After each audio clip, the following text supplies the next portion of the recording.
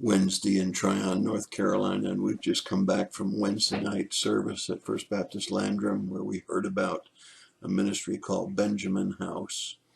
While we're still investigating that ministry, on the surface it looks like one of the best ministries that I've seen in a long time. Not going to be a trickle-down effect when we contribute there, it appears. And again, I'll give you a further report as we investigate the ministry even further, but to sponsor children there, it's not going through 20 different executive offices where just a fraction of what you give goes on to the cause, but they are stating that they're giving 100% of the $30 per child per month to the children, actual care, every penny of it.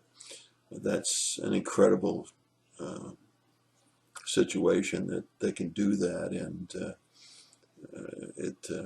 it appears on the surface, and I recommend that you look them up on the internet and do the same kind of investigation that I'm doing to be sure they're a 501c or that they're a charitable organization and that they seem to be properly sponsored and so on. Mike Huckabee seems to have been involved in the startup of this ministry and seems to have endorsed it, but again, we're still investigating. But I've got to tell you, I came away from tonight's service really touched to see the tremendous need there, but this is not just a humanitarian cause.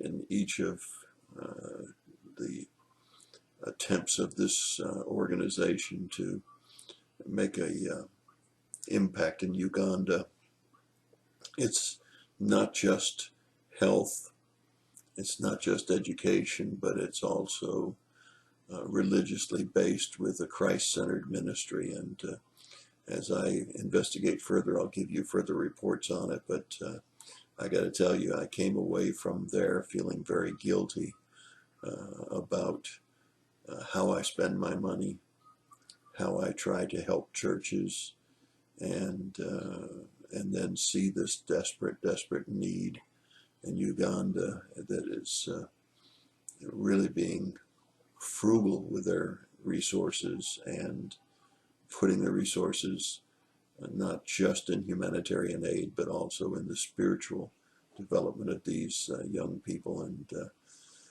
I got to tell you, I shed some tears tonight, and I felt a lot guilty about some of the investments I've made in Christian causes that probably could have been better spent in this particular ministry. And in any case, I'll continue my investigation. I'll keep you updated. But right now we're talking about Jesus on prayer. What did he pray? And what did he teach about prayer? And we're still looking at what he prayed. And we're on the next two verses of Scripture. John 11:41 through 42.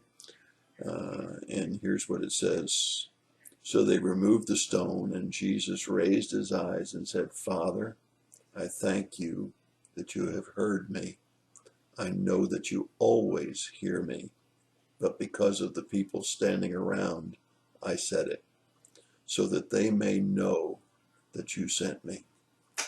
This is an intercessory prayer. This is a prayer of thanksgiving, but it's an intercessory prayer. And it's a prayer to let us know a truth about prayer, and that is that the Father always hears our prayers when they're in his will and when there's no iniquity separating us from him. We know that this is a prayer when Jesus raised Lazarus from the dead, and we know that the prayer is a great moving prayer of thanksgiving as well as intercession, not only on behalf of Lazarus and not only on behalf of those that were standing around, but even for us today as we read this prayer, knowing that God hears our prayers and that he cares. The second prayer is in John 12:27 through 30. And here it says, Oh, my soul has become troubled.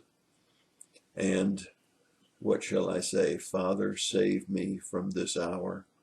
but for this purpose I came to this hour. Father, glorify your name.